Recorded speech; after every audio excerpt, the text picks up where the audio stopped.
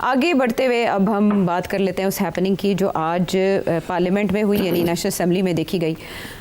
सेठ साहब, बड़ा मुतालबा किया जाता था एक नोटिफिकेशन आना चाहिए, तो आज क्या वो आज नोटिफिकेशन आ गया है मगर नज़र नहीं आ रहा। अच्छा, नोटिफिकेशन आ गया? जी आ गया, मैं आपको बताता हूँ कैसे आ गया।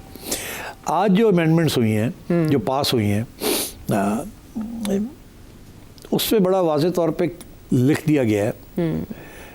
पहली बात कि जो फील्ड मार्शल साहब हैं, वो तो हो गया ना, फील्ड मार्शल तो बन गए थे वो, जी ठीक, कि फील्ड मार्शल साहब जो हैं वो अब होंगे chief of the defence command, जी, डिफेंस फोर्स। ठीक, वो जो तीन का जो अबॉलिश किया ना उन्होंने, चेयरमैन जॉइंट चीफ्स, हाँ। उसको ख़त्म करके उन्होंने एक नया ओहदा बना दिया, एक नया कमांड सेंटर बना दिया, ऑपरेशनल कमांड, जी, चीफ ऑफ डिफेंस फोर्स, जी, ठीक।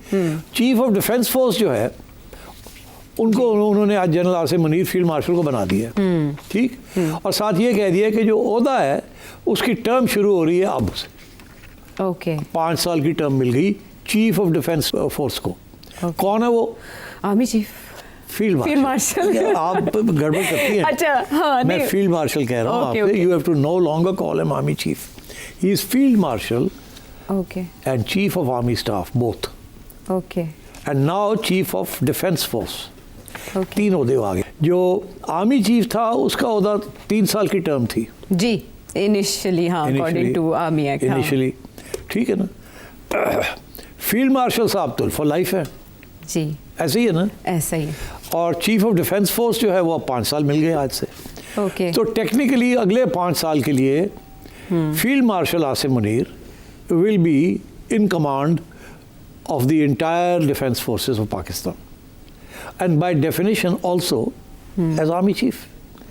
तो वो नोटिफिकेशन की अब आज इस तरीके से नोटिफिकेशन आई है, ये नहीं है कि आर्मी चीफ उनको 5 साल मिल गए हैं, तो अब 2030 तक field marshal, chief of army staff, chief of defence force is field martial Asim Munir साहब। आगे आइए। अच्छा, नए पोस्ट क्रिएट जाएंगे, vice chief of army staff and deputy chief of army, या ये वो भी जो हैं वो उनकी जो रिकमेंडेशन है कि कौन आएगा उस पर, बिकॉज 4 स्टार है ना वो, they are 4 star post like that of the army chief, deputy chief और vice chief of army staff और 4 स्टार, वो रिकमेंडेशन होगी of the army chief oblique field marshal साहब, okay, to the prime minister के आयशा को लगाएं आप।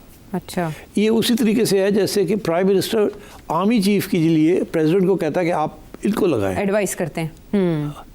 तो ये एडवाइस आएगी नीचे से, अच्छा, from general Asim Munir, okay, और प्राइम मिनिस्टर को करनी पड़ेगी, आइन के अंदर लिख दिया गया है, एक फॉर्मेलिटी है ये। अच्छा, इसका ये मतलब है कि जनरल आसिम मुनीर 3 ओहदे तो आ गए उनके पास, field marshal for life, army chief, जी, चीफ ऑफ डिफेंस फोर्स, वो तो 3 जिसमें बाकी लोग भी होंगे, जी।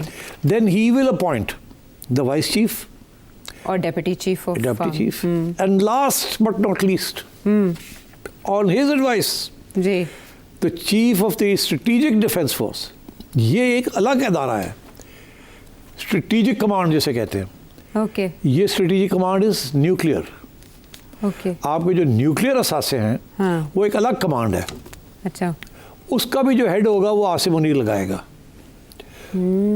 सो Asim Munir will appoint the head of the nuclear force, Asim Munir will preside over the other 2 field marshals in that committee, chief of defence force, ठीक, जी, जहाँ खुद बैठे होंगे as army chief and head of that committee. So basically all the levers of power जो है वो अब आसिम मुनीर साहब के हाथ में आ गए कॉन्स्टिट्यूशनली, और टर्म भी 5 साल की स्ट्रेट अवे मिल गई है as field marshal for life and chief of defence force, ठीक, 5 साल की फॉर लाइफ एक तरफ और चीफ ऑफ डिफेंस फोर्सेस के लिए 5 साल। फॉर लाइफ का मतलब क्या है? लाइफ का ये मतलब ये है कि व्हेन ही रिटायर्स, जब भी ये रिटायर होंगे, 5 साल तो कहीं नहीं गए ना, जी, जी, तो जब ये रिटायर होंगे he will continue to wear the uniform. इनके नाम के आगे फील्ड मार्शल आसिम मुनीर लिखा होगा, field marshal general Asim Munir, ठीक है, रिटायर्ड नहीं लिखा होगा।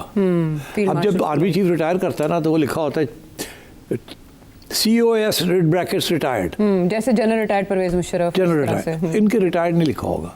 और मैं जाते जाते ये एक्सप्लेन कर दूं उन लोगों को जो कि थोड़े से परेशान है कि ये ताहयात तक ये क्या मतलब है इसका। ये दुनिया में जहाँ जहाँ फील्ड मार्शल का ओहदा बनाया गया है, ये शुरू हुआ है UK में। अच्छा। ये वहीं से ये सारी बात चली है फील्ड मार्शल की, ठीक है। जर्मन्स एंड ब्रिटिश जर्मन्स में भी तो, और फिर अमेरिका में भी था फील्ड मार्शल मॉन्टगोमरी, ठीक, ब्रिटिश। उसके बाद भी 1996 तक अंग्रेज जो हैं वो फील्ड मार्शल्स बनाते रहे हैं जी, ओके। उसके बाद कोई फील्ड मार्शल नहीं बना, और जब वो फील्ड मार्शल किसी को बनाते थे वो फॉर लाइफ होता है, वो भी फॉर लाइफ था। They would wear their uniform with all the medals and everything else and be referred to as field marshal. जी, ये दुनिया भर में रिवायत है इसका हवाला। हाँ, मगर अब ये हो रहा है कि पिछले 10-20 साल से अंग्रेज़ों ने, UK वालों ने कोई फील्ड मार्शल नहीं बनाया। मगर उनका एक और भी बड़ी इंटरेस्टिंग चीज़ थी कि वो सिर्फ आर्मी से नहीं लेते थे, दूसरी फोर्सेस से भी लेते थे। मगर इन्होंने क्या किया, इन्होंने ये किया है कि दूसरी फोर्सेस को खुश करने के लिए वो जो ओहदे उनके बनाए हैं, they are equal to that of field marshal. Army जो फौज के जो होते हैं वो फील्ड मार्शल होते हैं, जो नेवी से आते हैं एडमिरल ऑफ द फ्लीट। ये पहली दफ़ा हमने सुना है एडमिरल ऑफ द फ्लीट, मगर UK के अंदर they are known as admiral of the fleet. वो फील्ड मार्शल का पोस्ट होता है।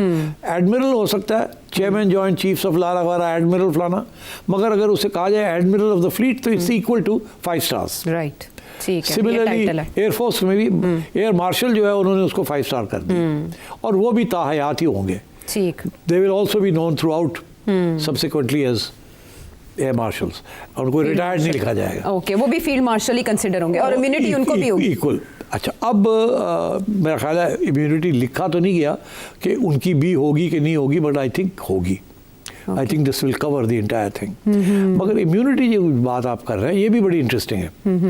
ये जो इम्यूनिटी का जो इश्यू है, आर्मी चीफ जब तक वो यूनिफॉर्म में था तो उसकी इम्यूनिटी थी, जब वो रिटायर्ड लिखता था तो उसकी इम्यूनिटी खत्म हो जाती थी। वो आपने देखा क्या हुआ अभी हाल ही में जनरल मुशर्रफ के साथ क्या हुआ, आर्टिकल 6 भी लग गया, ये भी हो गया, और बेलें भी करानी पड़ी, अदालतों में भी घूमना पड़ा उनको, आर्मी चीफ को, ठीक। तो मगर अब ये नहीं होगा।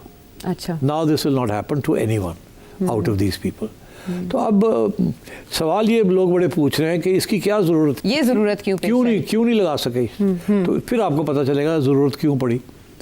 वो इसलिए नहीं लगा सके, अब जब जनरल मुशर्रफ के ऊपर केसेस हुए तो उस वक्त नवाज शरीफ साहब प्राइम मिनिस्टर थे जी, सरदारी साहब प्रेसिडेंट थे। इनको निकाला था इम्पीचमेंट की थ्रेट के ऊपर जी। उसके बाद किसी ने केस कर दिया, हालांकि जो अंडरस्टैंडिंग थी कि इनके ऊपर केसेस नहीं होंगे और ये चले जाएंगे मुल्क से बाहर। मगर हुआ ये कि किसी के जरिए केस करा दिए। इफ्तिखार चौधरी साहब ने कहा था अब लेकर आए, हम बना देते हैं। तो अब इस किस्म की सिचुएशन को रोकने के लिए कि कल को फिर ना इस किस्म की कोई सिचुएशन हो जाए, अभी तो सब ठीक है कि जब हम चले जाएंगे तो ये ना हो कि उस वक्त का जो प्राइम मिनिस्टर है वो ये सोचे कि किसी से करवा देते हैं। मैं खुद तो नहीं करता, किसी से करवा देते हैं और किसी जजेस को खड़ा कर देते हैं कि करो कुछ, और उस किस्म की हरासमेंट जो मुशर्रफ साहब की हुई थी वो फिर से शुरू हो जाए। ये अब खत्म हो गई है। अब इन चीज़ों को इंस्टीट्यूशनलाइज किया जाए ताकि और कोई मसला ना हो। ठीक।